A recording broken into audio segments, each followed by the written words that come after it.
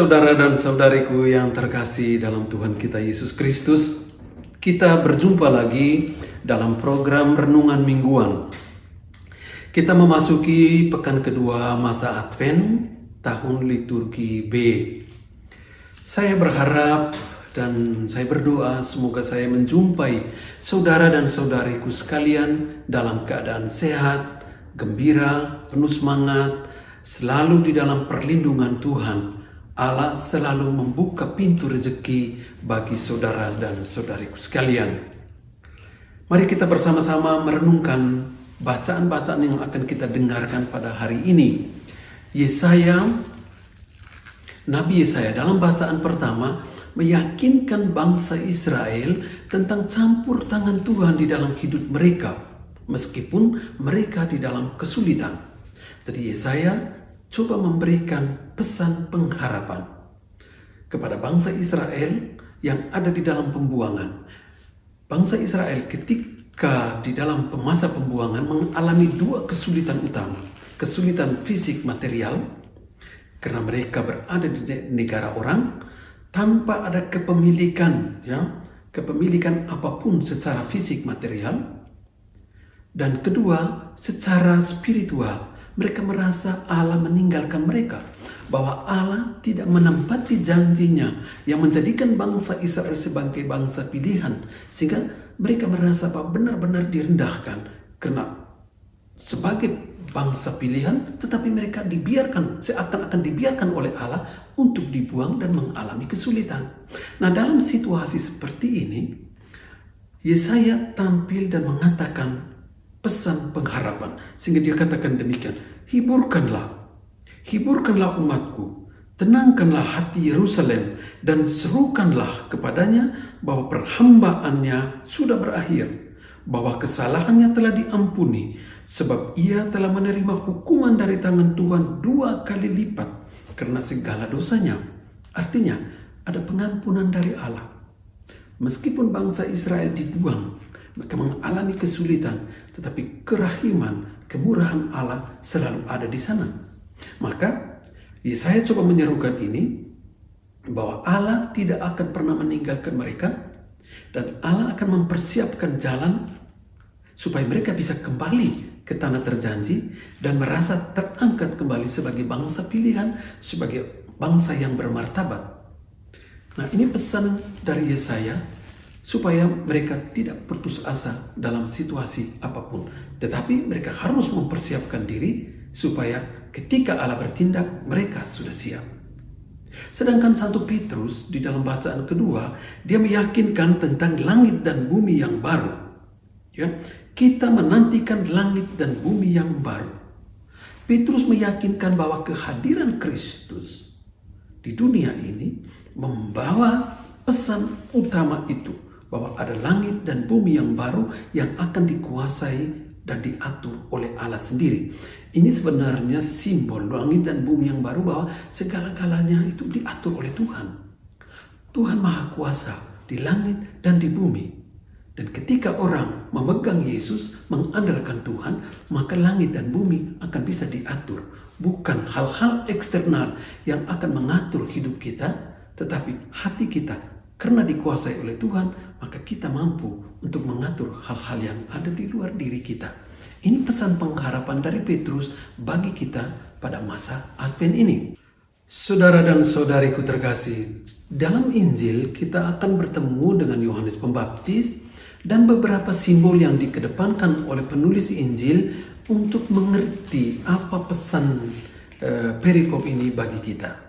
Yohanes Pembaptis itu mengajar di padang gurun dan di sungai Yordan. Dia mengajak umat untuk dibaptis. Dua simbol penting bahwa padang gurun itu adalah permulaan sesuatu yang baru bagi bangsa Israel. Ketika mereka mengatasi kesulitan-kesulitan di dalam padang gurun, maka mereka akan sampai ke tanah terjanji. Maka Yohanes coba mengajak mereka mengingat kembali bahwa padang gurun selain tempat untuk berjumpa dengan Allah, juga tempat mengalami banyak kesulitan. Tetapi ketika kesulitan itu diatasi, maka sesuatu yang baru, permulaan yang baru, hidup yang baru akan mereka alami. Demikian juga dia mengajak untuk dipermandikan di sungai Yordan, bangsa Israel harus menyeberangi padang gurun. Sehingga permandian memberikan kehidupan yang baru. Demikian juga kita menerima sakramen permandian sebagai tanda bahwa kita memulai satu hidup yang baru. Sedangkan simbol yang ketiga yang diserukan baik oleh Yohanes Pembaptis maupun oleh Nabi Yesaya adalah mempersiapkan jalan. Nah, dalam tradisi tua atau sampai sekarang, bahwa ketika seorang raja akan mengunjungi satu tempat atau presiden akan mengunjungi satu tempat, maka orang di tempat itu akan mempersiapkan segala-galanya untuk menerima kehadiran Tuhan di dalam hidup kita. Ada tiga cara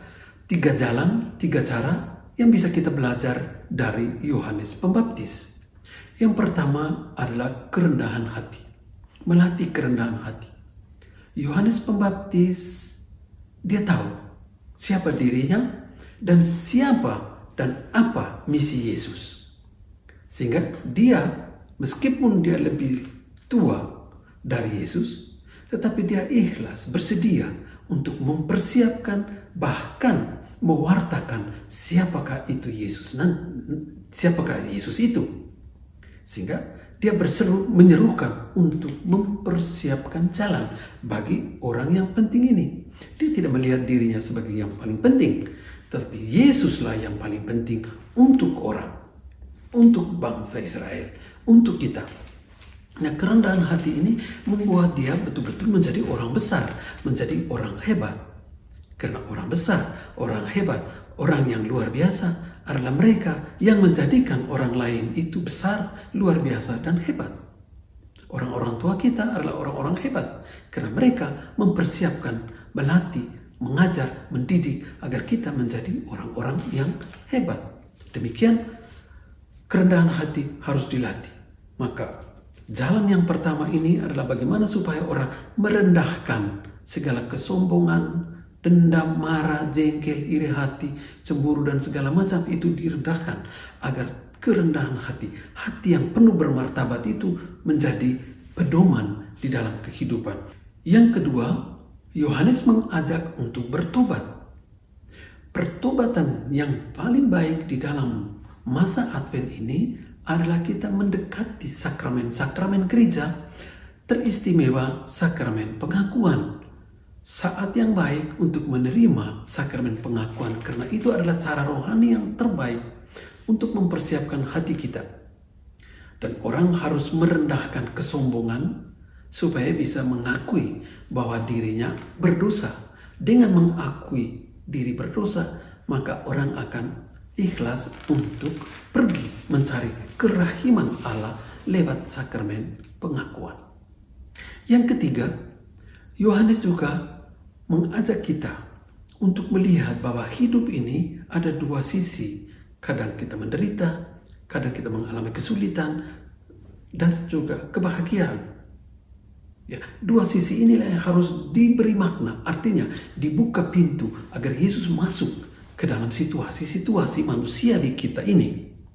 Katakanlah ketika saya sakit, saya perlu mengajak Yesus untuk masuk ke dalam hati saya supaya penderitaan sakit yang sedang saya alami bisa menjadi sesuatu yang baru untuk saya karena kehadiran Kristus. Kehadiran Kristus di dalam situasi penderitaan saya akan membuat saya melihat penderitaan saya dengan cara Tuhan, dengan mata Tuhan, dengan cara yang berbeda. Bahkan ketika itu bisa dijalani, maka penderitaan itu, kesulitan hidup itu akan menjadi berkat. Sehingga orang katakan salib bisa menjadi berkat. Semoga kita bisa menggunakan hari-hari ini untuk mengalami kerahiman Tuhan dalam mempersiapkan kedatangan Yesus Kristus. Tuhan memberkati saudara-saudariku sekalian dalam nama Bapa dan Putra dan Roh Kudus.